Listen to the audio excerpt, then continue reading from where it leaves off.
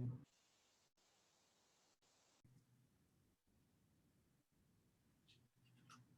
again, welcome everyone. We should probably get right into it this week.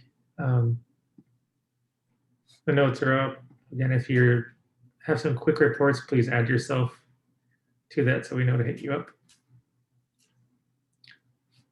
A couple quick agenda items. We talked last week, we're going to be doing I'll be doing a after meeting hosting a code session. My goal is to at least look through most of these PRs with people that are still around. If you want, just ask some questions about things. Touch base with where some of the older ones are, just to see if, okay, are we ready to bring them in? Or are we not? Sorry, Joe, were you planning to continue that right after this meeting? Yes. Okay. Until we had discussed last week. So we'll go through that.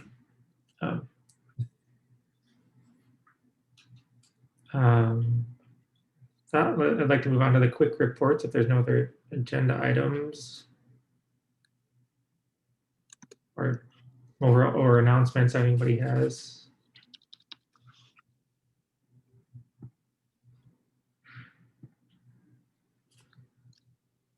Not then, we can move on to John. I see is listed first on here. There we go. Yeah, just a quick update.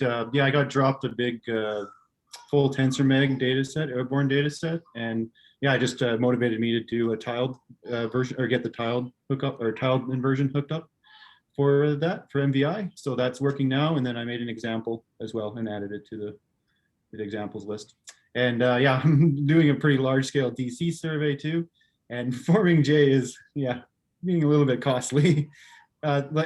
It's kind of interesting because it takes right now with like about 1 million data, it's about, and saving it as float 32, I've got it to about 850 gigabytes, so it's it's under a terabyte of RAM, but yeah, it's still pretty costly. However, using the preconditioner as well, we solve, or it converges a lot faster. So in the end, the inversion is happening a lot faster than say what we would use with Tensor. But yeah, I don't know if that's going to be the case all the time. But yeah, I don't know, just slowly picking away at that and seeing how dealing with this large scale stuff. So, yeah, I think right. That's where the tiling is going to come handy, but because your problem is so hard to tile, right? Because you survey all the receivers every time, so you can't really block it. Yeah, exactly. Yeah. The only really way, like it just seems like I'm just blocking it just so that I can parallelize it up. Yeah, yeah. I think we'll get better gain once I move to the cluster here, which I'm going to set up this afternoon, and then yeah, have some better info on that next week.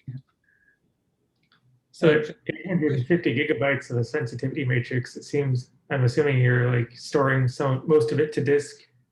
Yeah, exactly. Sorry, that's about what it is on disk. Yeah. Mm-hmm. Yeah. Jeez. And we had it at float 64 and it was like 1.6 or something like that, 1.7 terabytes. It was just huge. I'm not sure if we looked into the compression of the ZAR though, right? Because there are different compression methods, so you might be able, it will be a bit slower, right? But takes less disk space. Yeah, I forgot about that. Yeah, that was a while ago. Could test different compression styles. Yeah, yeah, that's a good idea. John, it's like a 50 gig. So sensitivity matrix is 50 gig. No, 850 gigabytes. 850 gig. Yeah, for about 1 million data. Million data. 100 sources. Yeah. And the cell, like what is the model size? It's like a 1 million cell. The cell size is actually a little bit lower. I got it down to about 600,000. Yeah, or actually, I think it's even less. It might be, yeah, about 500,000. So, yeah. Okay. Yeah. Yeah, John, and that's fine. Data? 150 gig is fine. Go ahead, Thibault. No, go finish what you. Sorry for that, Sogi. So 150 gig is fine for you, John? 800 really doable. Yeah. The thing is, it does take quite a bit to form that. If you like, because like you said, it's literally doing a solve for every receiver.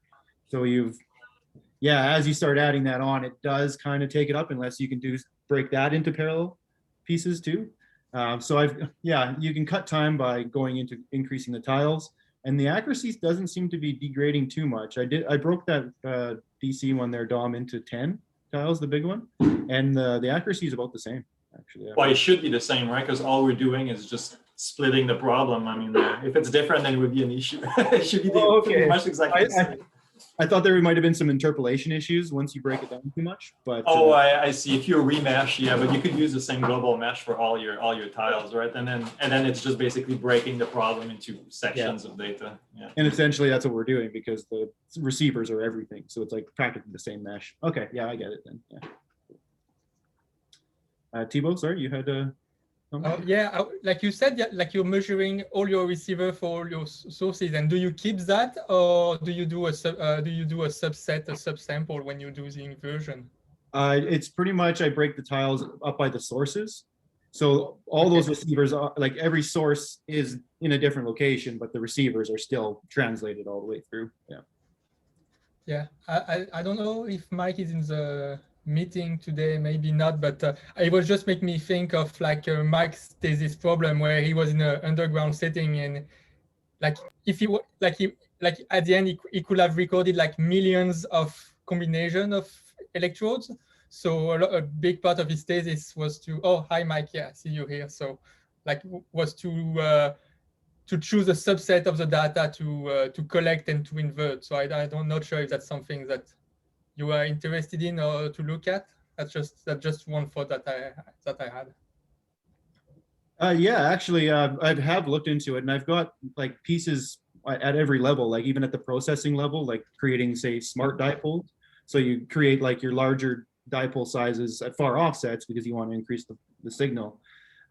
Yeah, I've looked at that, and then I've also looked into what Loke did kind of years ago, using the resolution matrix as well, to kind of narrow down what dipoles to use. But yeah, nothing concrete. Yeah, I don't know. Mike, you got a comment? Well, I mean, I guess mostly what I did is I kind of got a good idea of the region that I wanted to be able to image. And then I took like a little test block and I basically moved it through that region of interest for like a given source. And I just tried to figure out kind of which of my sources kind of did the best job of exciting that block in each of its kind of positions. Oh, that's interesting. Yeah. And I mean, for the DC stuff, a reasonably good way of doing it seemed to just be kind of looking at the charge buildup on that little test block that I was moving through the region of interest. So if you want, I can, well, we have a draft of the paper. It's kind of been stagnant for a while, but I could definitely send you like either the draft of that paper that I put together or my thesis. Yeah, that'd be great. That's cool. Yeah, I like that. I don't know how much of it would be useful, but yeah, I might get some ideas from it. You just pretty much run a whole bunch of simulations, just a bunch of forward models. Yeah. Exactly. Oh, that's cool. Yeah. I'd be interested. Sure. Okay. Thanks. It's an interesting question. Like, do you really need that millions of data, John? Like, or we just need like maybe 100,000 data? Yeah. Well, that's the same result. That's the thing. If that's the case, and yeah, what is the point actually forming that huge sensitivity matrix? Anyway, just yeah. Well, that's the thing. Like, well, to think about that for you, I guess, because it's a computation cost. Like, so you're increasing the computation cost by increasing the number of data in that case. Yeah. But that's sort of the bottleneck. So why we kind of like that not forming J, you're kind of free from that part. So you can use as many as your data, because it's not like, we don't have that cost when we're not forming J. So yeah, so that was the reason why I was kind of curious how big memory usage that you're having, and just yeah. Well, and that's the sheer size of it is definitely driving it towards, okay, we got to start, like, we don't need that much data. But like even in this testing that we've done, like the first data set was just 60,000, and it was defining a lot of the similar features. This one is already reduced, like it is actually like 1.5 million data set, and now it's just under 1 million. So, you know, you probably don't need everything. Yeah. But which ones do you want? But isn't it hard to sell on your company end? Because I think that I thought like the sort of the pitch in like a lot of like this multi-array system is actually having lots of data rather than limited to some like a small set of data. So yeah, I wasn't sure what there should be a good trade-off, I guess, but I wasn't sure what's a good way to move forward. Yeah, and that's kind of what's driving all of this. Is it's like we'll find out like what is the best, like, because you know you can just collect one dipole size, but you are going to add information as you do increase like a dipole size here and there. Like there should be an intelligent way to make like enough data that will get you your result without having to be all this redundant stuff and crazy amounts of dipoles. That says. Yeah, but at least now you have the luxury to be able to choose, right? If you don't collect them, then you're stuck with with the little data you have. Exactly. Collect it all and then down sample after. It's way better. Yeah. Do we want to continue with some of the updates? Because I think we're going off on a bit of a tangent here. Yes, boss. Yeah. Yeah, like good idea. I'll go quick here as well. So the stuff I've been working on with SimPEG is still the boundary condition stuff. I believe I've gotten to a nice spot with it as far as keeping it generalized for each meshes and giving people a general structure of if they want to do it. The idea that I've settled on is making it mimic the same sort of properties, the same sort of steps we take to do inner products, to represent those inner products. So I have it set up to do similar steps to represent the boundary integrals. So as in like, okay, this is the matrix, and you multiply by the test function on the left transpose times the matrix times your boundary condition, or times the value of the boundary, that kind of thing. So it's just coming up with the matrices that are necessary to represent for that. So it's things like, okay, making sure we are able to average all the items to faces, so that we can just have them on the boundary. Because similarly, how do we have discretized averages to cell centers for everything right now? So now we just need to define them all for faces, averages to faces. And then we need essentially boundary outward normals defined, as well as essentially selection matrices that select the boundary elements. So those kind of things are what works to make a generalized structure. And I can work together and get a tour of this for next week meeting that I'd like to show everyone. But the idea is to mimic the same way that we are representing the inner product matrices and the inner product integrals with like to the boundary integrals, the boundary surface integrals. Yeah. So you're basically saying that you're going to actually create almost like surface integral matrix or piece that you're adding, instead of before when you called it what was it, the cell grad matrix, but it was actually like there was the inner product matrix with D transpose plus something. It was all one thing together. I don't know if I explained that very well. These are like if you have, you would need to come up with some way to represent your values at the boundaries. So we can have a few default conditions. So if it's a Neumann condition, then we can generate those matrices pretty easily for them. Or if it's durationally obvious, it's pretty simple, where you just essentially take these matrices and multiply by them. But keeping it in this kind of generalized format allows even more complex boundary conditions that could be made use of. Yeah, that's sort of what I was hoping. I was like, I guess you're mimicking sort of how I presented the math to it then? Essentially. But probably better. Yeah, because that made a lot more intuitive sense to me. Instead of having something called cell grad with boundary conditions, but it's actually the inner product of, or sorry, it's actually got the inner product matrix times D transpose times or plus some other piece already. It's not really a gradient operator. Yeah.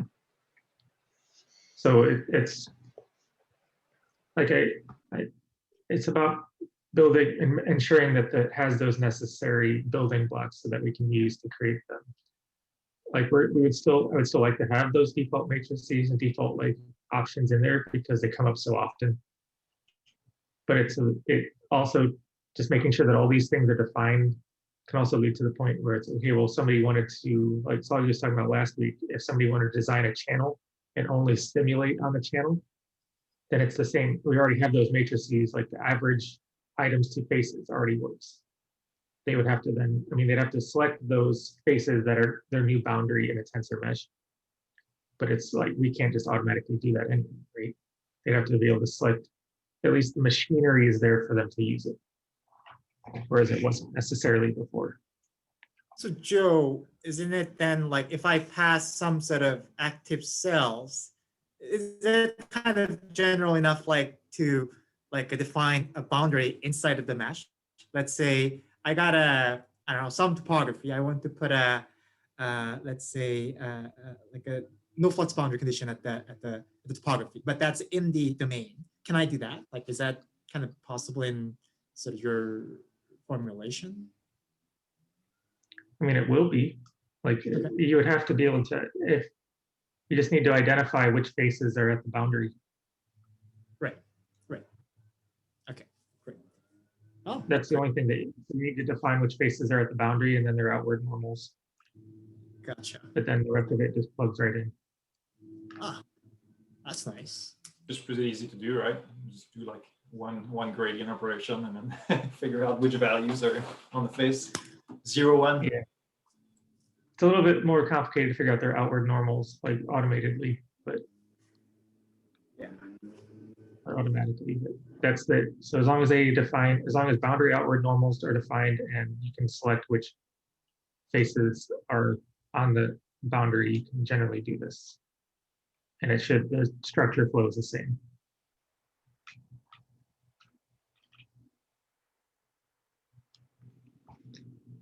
But yeah, I can go over it more next week and you guys can see it. Lindsay, I see next on here. Yeah, not too much, but Soggy generated a pull request for GeoSci Labs, which prompted me to also look again at the testing there, which was relying on Travis, which no longer works. And so I got GitHub Actions up and running for that testing. So if anyone needs to change repositories over that were relying on Travis to something else, there's a bit of an example there, and happy to answer any questions on that. It was pretty straightforward, so that's kind of nice. That's about it. I haven't looked into the GitHub Actions too much yet. Is there, like, what kind of, does it offer like parallel builds similar to how, you know, Azure and Travis used to? Yes, so I haven't looked into like the details of how you can split up your testing matrix and things like that, because the tests we have for this repo are pretty straightforward. But I'm still testing on 2 different versions of Python, for example, and those all run in parallel. So I imagine that you can get the whole testing matrix if you got something more complex all plugged in there. Yes, Okay. yeah, you can have it in parallel. And as many, you can also split it up by text file, so you can make one for the docs and one for linting and one for tests, and then within the files you can have them in parallel too. So, and I think it's pretty, because it's from the same, I think it's pretty the same as Azure pipelines. I think it's not as elaborate yet, but from what I read, I assume it will become the more elaborate ones, because Microsoft has now GitHub. So from some dev blogs I read, they're probably going to move many things there. But at the moment, for instance, you cannot just rerun one job. You have to rerun all jobs. That's one of the annoyances. If one failed, you have to rerun them all. But presumably in the future it will come. I don't know. Oh, Lindsay, why you had to change to a GitHub action? Is there like a sort of end of service like of Travis, or what was your sort of motivation to change to a GitHub action? So Soggy, at the end of I can't really hear Lindsay if you're talking, but I can go ahead. At the end of last year, so we used to test in travis.org, right? Now travis.org is basically gone away and it's all on travis.com now, which is the paid service. And they transitioned I to see. that. Gotcha. I think testing still works, but it's very limited. Travis got bought by investors basically, and they Yeah. try to suck out money. And they'll kill it because everybody's Yeah. migrating out of it. Let's say a hedge fund bought out Travis and drove the stock price down. Good for the creators of Travis. They can bank money out and then see it.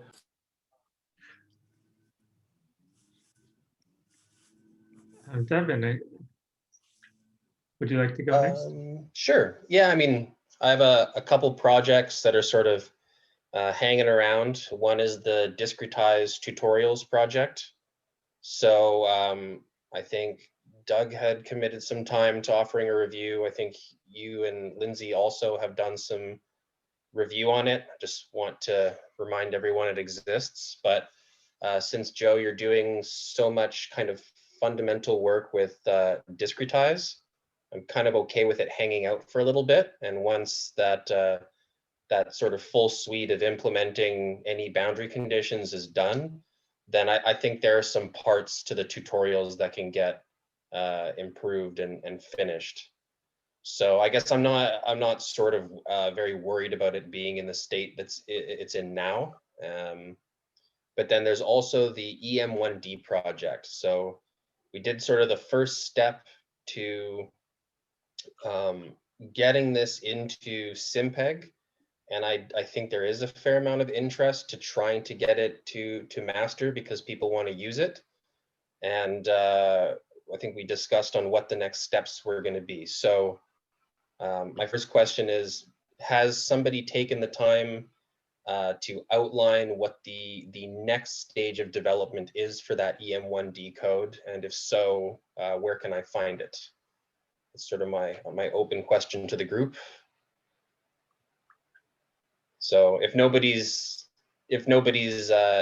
done that, I might raise an issue related to it, and I'll put down some things.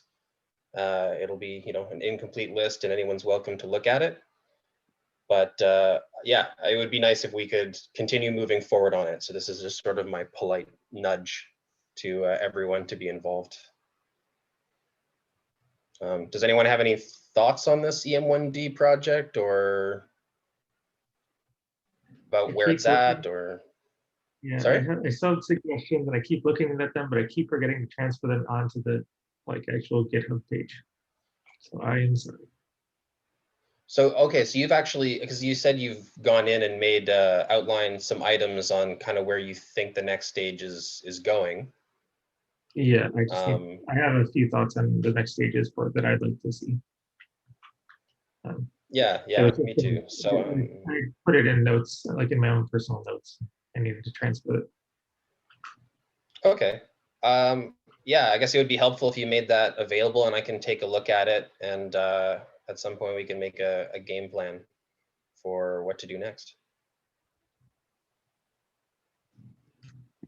Yeah, that's pretty much it for me.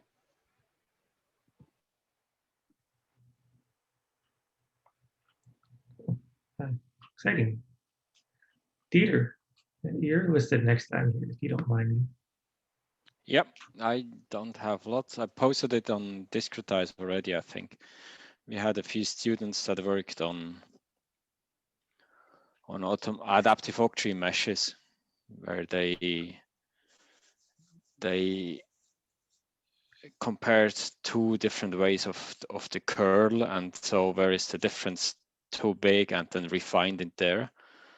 So it's kind of expensive to compute. If you would only do forward modeling, you would probably not do it. But if you have big inversion projects, it could be an interesting thing to reduce the number of cells needed in your computation. So yeah, I posted a link for the report and the repo. I mean, they were only there a couple of months. Never heard of geophysics and inversion before, so take that into account. But I think it could be an interesting thing to start off once with. There are some adaptive meshings around, but I think it's a topic we every now and then talk about again. How can we easier make our meshes? So it's kind of Lindsay did for our comparison paper gradient based, so based on the model, and this one is based on the fields. So it's kind of, it once be nice to compare these two approaches and see how different will the meshes look like, depending if you go on your conductivity model or on the fields, and are they similar or are they very different? It would be interesting to see if you have some spare students around once. And that's it, I think, from my side. Any sort of rule of thumbs that you've noticed from that? No, nothing surprising. Obviously, around the source and around the receivers, you try to make it finer and finer. And then any big contrast closer to the source was much heavier. So if you had an object close to the source, it mostly refined there. What they did was just they refined iteratively the 5% that got the worst result. So then in the first iteration, you would always refine around source receiver and objects close to the source, basically. Yeah. So nothing unexpected, but still interesting to see coming it out of an automatic scheme as well. One thing for you, Joe. So I'm looking at figure 8 right now of that report, leader, and you see when we do a refine call on a tree mesh. There's often the case is that the algorithm is gonna refine the neighbors and the X and the Y, but we have corner cells that don't get refined. I don't know if it's something that can be fixed or it can be could be changed on the refine call. Do you want the levels to extend like in all directions, not just the cardinal? Yeah, I can show. Can you allow the screen? I'll just show that figure. That'll make more sense.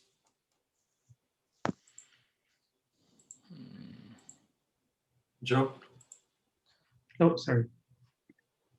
I'm like, yeah, go right ahead.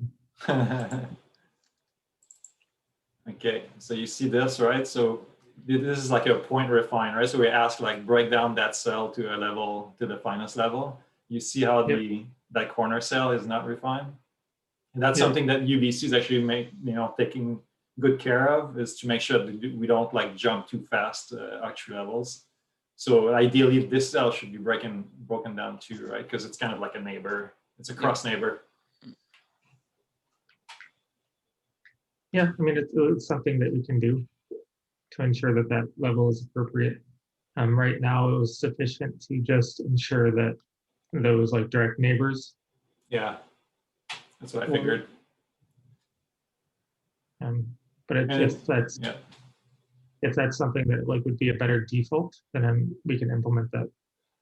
And actually, since you're really good at it and you have your hands in the C code, if we could get the neighbors, the address of those neighbors too, right? Be able to get a cell neighbor, not just the up, down, east, west, but also the cross neighbors. That would be really useful for me down the road.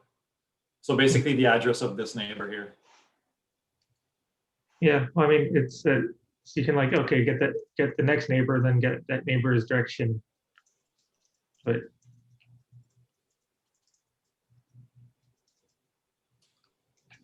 just a comment.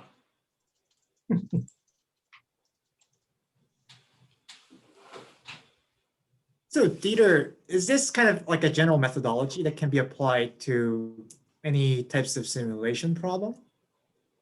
Yes, yes, as far as I understood it, yes. The students found that paper somewhere. It wasn't even suggested from us, the methods, and they implemented it. And yes, you just compare fields. It might be actually fun to, like, if you have a couple of like our, I don't know, like good examples, that example, it'll be interesting to actually run that and see how much actually, how good discretization we had to have. And that'll actually probably give us a good idea how good job we're doing or how poor job we're doing at discretizing. Because we're usually assume, okay, it's good enough and it matches our half space solution. But it's always a little bit kind of, yeah, subtle, like whether. Yeah, I definitely think it's a topic where we should invest much more time, but usually we're just happy if we find a mesh that somehow works for a problem, and then we move on to the next problem, and then we start all over again, try to find a mesh that just works. Well, I was surprised with the paper, Dieter, how fine, like how huge of a mesh we needed for the layered model to get a like very high accuracy. Because And it the might final really be mesh a thing from the octree because of the 2-1 relation between cells, right? So you double, but I don't know. But now in the layer you use the tensor mesh. Yeah. Yes, but because you couldn't get it down there with the octree at all, right? Or it would have, I couldn't get like comparable errors. I mean, within like if the tolerance was sort of within 10%, no problem. That's easy. But getting it down to like, you know, around ballpark a percent or lower everywhere, that was. It is. And also because we're really on nodes there, so we don't do any interpolation. So it's really just the computation. I was actually surprised that unstructured mesh was doing a pretty good job with like such sort of like a coarse mesh on the boundary nodes, whereas like the octree had to have like lots of cells to get to an accuracy that you've got from that tensor code. Anyway.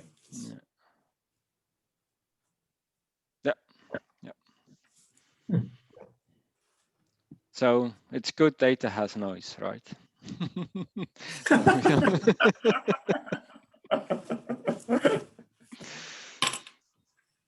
That's true.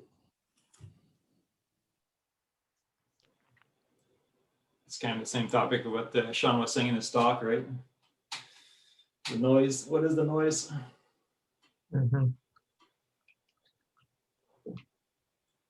Tom, you're listed next down here if you don't mind.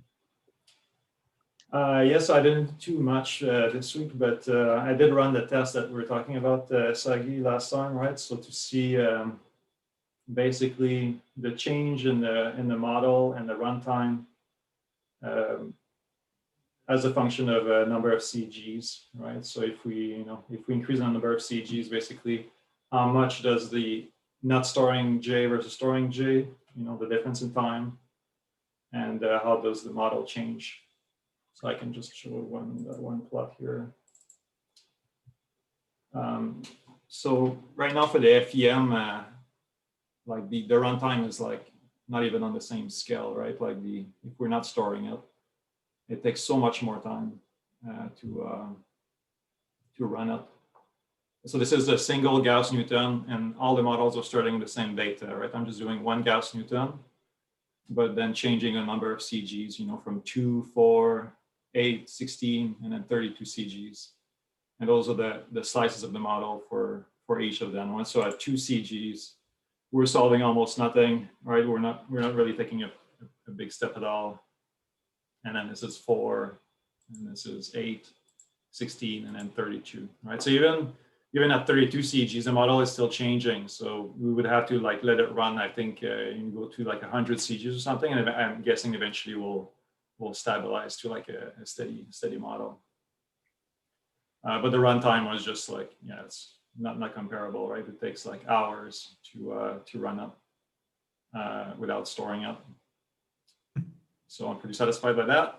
I don't know, next week if you have other ideas. Are those times like total run times or just the CG time? It's the total runtime for well, okay. So this one was like a full inversion, but now I'm running with the just for one Gauss-Newton, right? Okay. for the runtime. So, but everything's going to be scaling down. Like I have the numbers running right now, and it's going to scale basically the same. So this is without storing. So 1,000 for 1 Gauss Newton, 600, 300, 200. Where if I store J, then it's like 50 seconds. And they're all flat at that time, because the CG solves for that problem are so short when you store J matrix, right? So really all that overhead time is just to store it. After this, computing doing the Gauss Newton is like almost like free. Yeah. This seems really interesting because how many data points are in this? Yeah, so it's not a big problem, right? It's a 81 sources times three frequencies. And the number of receivers then? Oh, it's like an airborne, so 81 sources, 81 receivers. Yeah. Yeah. So that's interesting. Dom, That you is- can put a counter in the, do you know, like in SimPEG utility, there's a counter?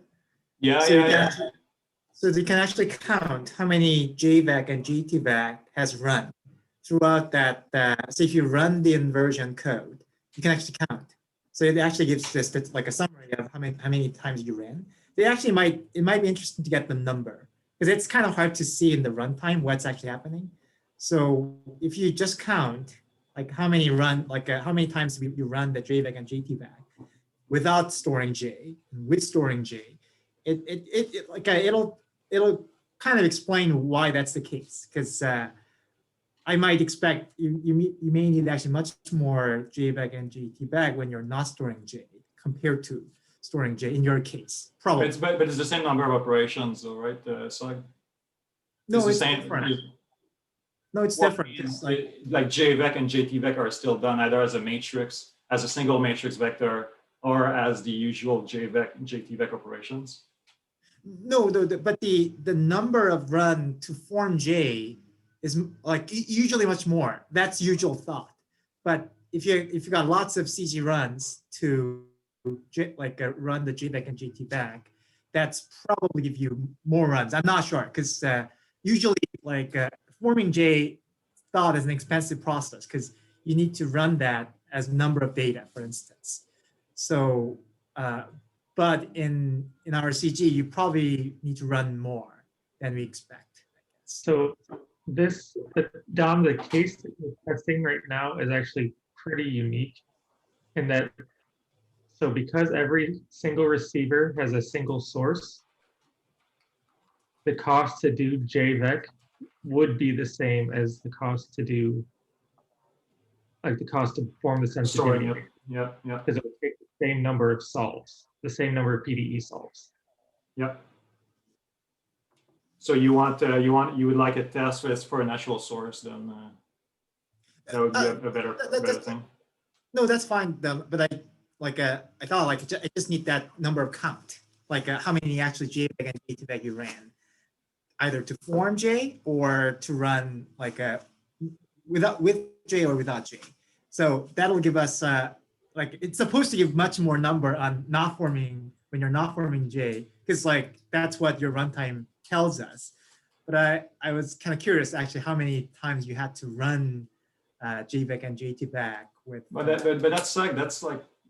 that's simple, right? I mean, on one CG iteration, it's one JVEC, one JTVEC, right? So Right. Here I'm doing 2 CGs, so it's like 4 JVEC, 4 JTVECs compared to a single JTVEC, right? But that's where I'm then confused why you're getting such difference in runtime. So the number of JVEC and JTVEC you need to run is not much, right? Suppose you got only you run only one CG per iteration. Yeah. Hope that's the case. You just need 3-4 simulation, right? 4 simulation to predict the data, 1 for simulation to calculate JVEC, and another for simulation to calculate JTVEC. So you only need 3 simulation. Even if you do a 30 iteration, you just need 9 iteration, 90 simulations. but what we're getting as a number, as a runtime, it seems like much, much bigger. So that's why I am a bit confused. Whereas like computing J, forming J, let's say you got 80 data set, you need to run the simulation 80 times. So I don't know, it's because, and then actually you need to run that simulation 80 times per each iteration. So that seems like, in simple calculation, that seems like a much more expensive way, but what we're getting is quite opposite. So I want you to have some number like that I could. I don't know, man. Okay, for a single CG, it's still 4 times longer, right? It takes still 4 times longer for that problem. I mean, yeah, 4 times the. I still think it's the graphs you're showing makes sense to me right now because of that reason that I was saying. Like it takes that same number of calls to the solver to construct, because it's one receiver per source. Absolutely, makes sense. I think it would make more sense if like you could. I would like to see this compared like just pure MT, right? Like do many receivers per one source, right? Because that's, I think, a bigger difference, and I think we would probably see something like that, like what we're expecting, Soggy. We would see a difference like that. Actually, yeah, that was my expectation. But when we were testing the DC code, actually forming J was actually faster because DC is the obvious case where we got lots of receiver per each source. But yeah, so that's where I was a bit confused, and I thought actually running JVEG and JTVEG is much more expensive than actually running force. That was my conclusion, but anyway, that's where I'm still kind of curious why that's the case.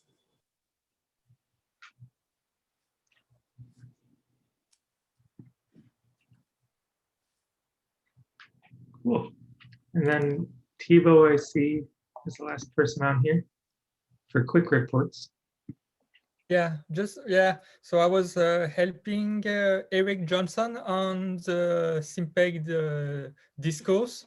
So he's working with Paul Bowman and Geoscientists Without Border for like a groundwater project again in Uganda, and he's trying to use SimPEG for that project. So like very similar to the Myanmar project that you've been involved. So I asked him if he was in contact with you. I don't know, he didn't reply, but yeah, he was having a couple of issues actually. Like he was taking the some of the DC example we have in the gallery to import his survey, and that didn't work. And it actually took me a bit of time to find out what was going on. And he was not using the IO utils. That was one of the examples that just forms the survey explicitly within the script. And actually, this script assumes that your survey file is ordered by sources. And that was not the case of this file. So that didn't work. So so when he was importing, like he had like something like 800 datas, and because he was not sorted, he was taking huge chunk of the file each time, and he was ending up with like 10,000 data files, but then he had like 800 measurements. So that was obviously not working. So that was the first issue. So right now in the PR, I just add a warning that this script only works if you have if you have sorted your file, and that maybe another option is to use the IO utils module. So that's one thing I'm adding just right now in that script. The other issue he has is that his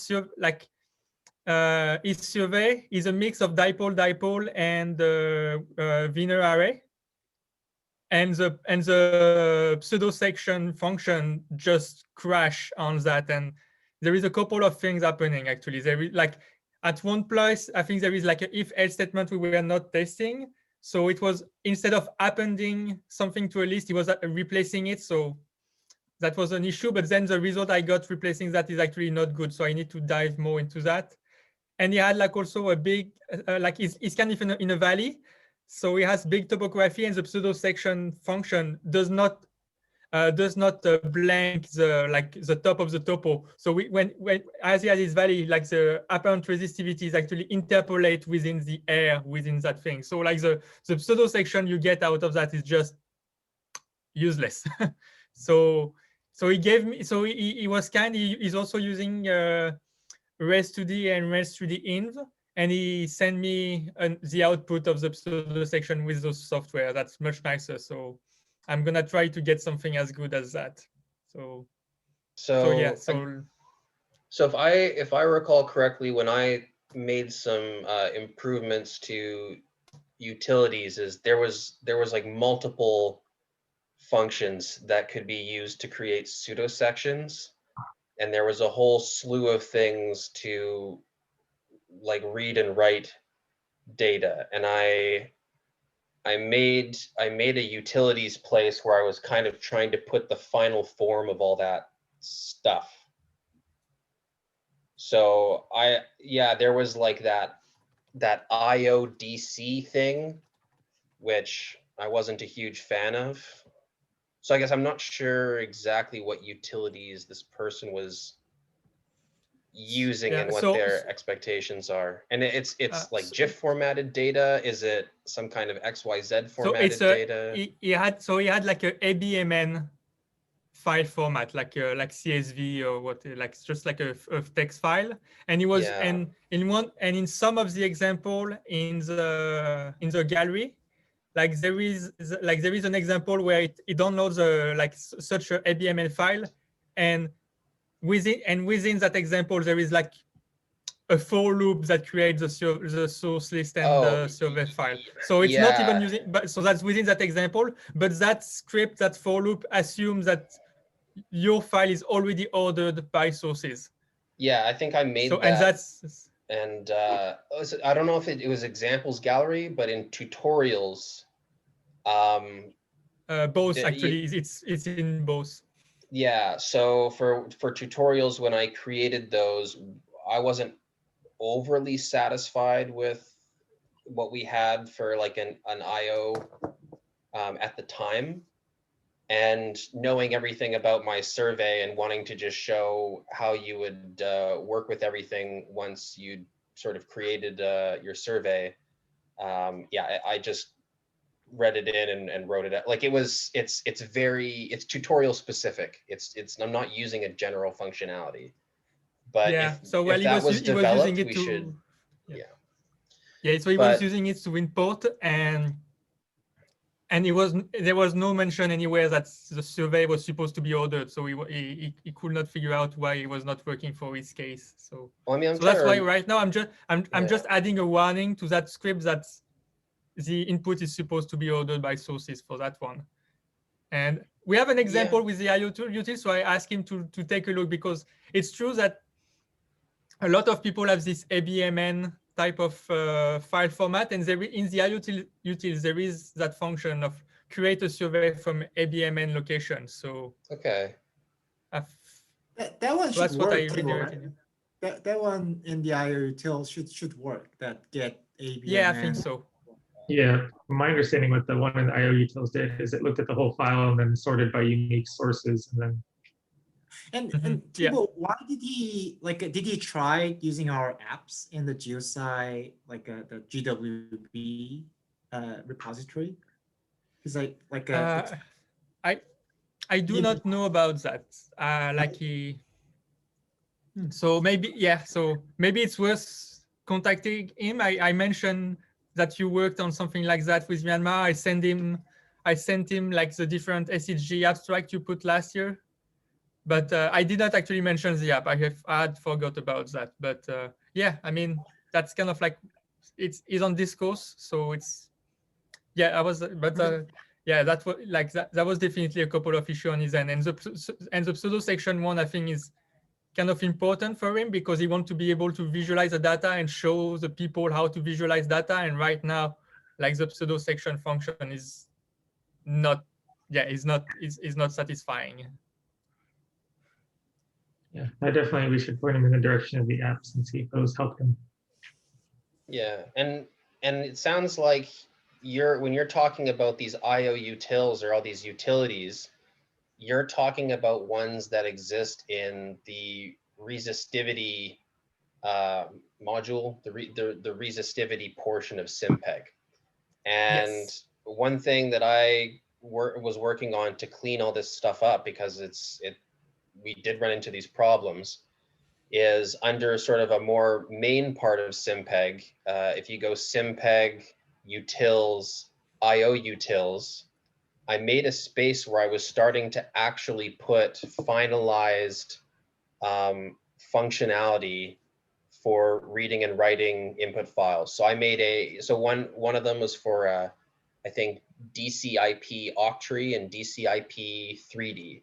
Basically, if you want to read in something that is formatted for this code and you'd like to bring it into SimPEG or write it out to that format, you know exactly what function you're supposed to be using.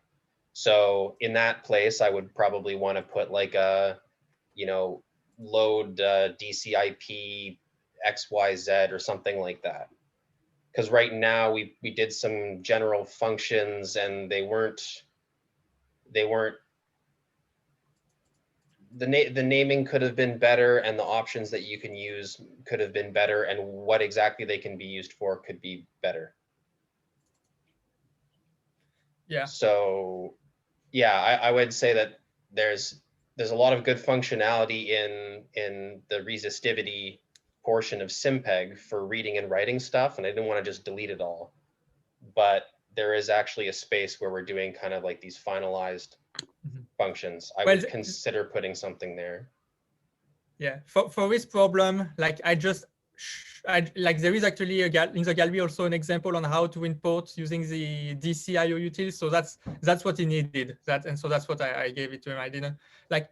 I actually, speaking of name convention, I might take that PR to rename something, because that functions to create a survey from ABMN location. It's weird because the name of the function is from AMBN to survey, but then in the argument you need to give A, B, M, and N. So like the order of the letters in the name of the function is not in the same order as the input. So well, that shows how unorganized am I. So sorry, Thibaut, that's my fault. And you can absolutely change it. A little bit of an are we all agree? Do we all agree on ABMN? Oh yeah, ABMN for sure. Yeah. Okay. Good. Yeah, but I guess Thibaut, if you want to ask me about any of the stuff that I developed for these kinds of things, I'd be happy to do it, because I did think about this stuff and I did put some time into it, but I don't think I got to the end of where I wanted to be. Okay. No, I will be. I think I will put you in the reviewers. I think right now I just want to fix the bugs and issue, but maybe there is definitely a longer term things to think about the DCIO utils, because that's the entry point of SimPEG for many people that want to input data, and it's true that it's not our strongest module, so it's kind of like it doesn't give like the true image of, and like actually like. To give you kind of like Eric Johnson's point of view, like he was like, because he could not plot his data, he thought that SimPEG could not invert it. But actually the inversion code is able to invert for any type of configuration. But because the plotting was wrong, he was like, oh, so SimPEG cannot handle those data. And he was trying to look at something else. So that's how bad that can be. It's like, you cannot plot it, so you think that the inversion code behind cannot handle it. Yeah. Well, I guess if you're going to make any IO utilities for DC and IP, then please look at SimPEG utils, IO utils, and see how that's organized, because that's the final place I think we decided months ago where we were going to put this, and that we were just take a look at what we have there and how the function is named and how the doc string is done, and it'll make a lot of sense. And it's going to be a clean place where I want to send everybody to do any input output of data files with SimPEG. One comment, Thibaut, I wasn't actually sure. I did recognize that we cannot plot it up sort of mixed types of data, Wenner, Schlumberger, and dipole. And I wasn't actually sure how to actually generalize because it uses slightly different rule of thumb to plot the data.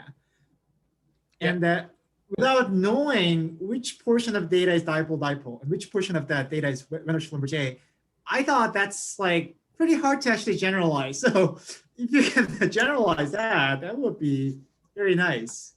Well, Yeah, I was actually gonna poke you probably Soggy later because I did not generalize it either. It's like so as I said, there was an actual bug in the functions that you had a list of things where you were happening things, and there was like an else statement where instead of happening, it was replacing it. So it was causing like an error message at the end. So I fixed that by creating an happen by adding back the happen instead of replace. So I got something out, but the plot was kind of terrible because of that mix of surveys. So it ran, but it was not satisfying, and like there was and it was terrible not only because it interpolated the apparent resistivity in the air, but also because like you could definitely see that the point of the dipole and the point of the Wiener array were like very far apart. So you had that huge gap. That's kind of weird. So I don't know how rest2d-inv like actually generalize that, but he sent me a pictures of the pseudo section within rest2d-inv, and that is much nicer. So I don't know how they did that, but at least it gave us kind of a goal of where to bring that function. Like it removed the topography, so it was blank, and the point were like together, and you could see something on that pseudo section, which we could not with us. And again, as I say, I think it's important because IOUtil is the entry point for many people, and because the IOUtil was not working for him, he was like, oh, SimPEG is not gonna work, invert this data. While the inversion code is actually much more advanced, that this survey is easy to invert and you can visualize the model fine, but the visualized data is the first step of so many people that's I think I know one of the places that it's breaking and why it's breaking, and it's because at some point in, I believe the survey object, there's a property or an attribute that says what type of electrode configuration it is. And so when you're doing a lot of this functionality, it looks and says, give me the survey configuration, and it's pole, dipole, dipole, pole, or dipole, dipole. And there isn't a property for mixed, and that's probably why it breaks in a lot of places. I mean, so it's no, I completely, think that's fine because you can do it. You can do a whole bunch of stuff. You can load a mixed data set, or you can create mixed surveys, but there is some functionality that's going to ask you what type it is, and it gets a default value for this, and then it's going to break. Actually that section was fine because the pole, dipole, etc. just refers to the type of your source and receivers. It's not like the dipole is not actually a dipole survey. So in this case, like both sources and receivers were dipole, so that was fine. But it had some where like it's a dipole survey. So like the source and receivers are outside each other's, but had also some point where like it's a Wiener array. So the receiver is inside the source dipole. So it was the dipole portion was fine because you just give the dipole just mean in SimPEG just means what type of receivers and sources do you have. But then the plotting issue is because some of that's the configuration of some data, and that's the configuration of some other data within the array. That's surprising. That's the difference, and that's the issue. And the if statement was between this and this configuration, and for that configuration, that's where we had the bug. And I don't think, and it's true that I haven't seen any test in SimPEG that tested for a Wiener type of array. We were always testing on dipole, so that's probably why we did not catch that error. Yeah, I got fed up with it, and that's why I wrote like a 3D pseudo section plotting function, which I'm actually kind of stoked on. I haven't tested it in extreme topography, but you'd have all your points. You can define a plane and some distance from the plane, and it'll just plot up all your points in 3D. Okay. And if you take a 2D slice and you've got data near that plane, plots it up geometrically like a really nice 2D pseudo section in 3D space, and it works really well. Some great discussion here. I think it's been about an hour. So if is there anyone else that would like to discuss anything quickly before we call it a meeting?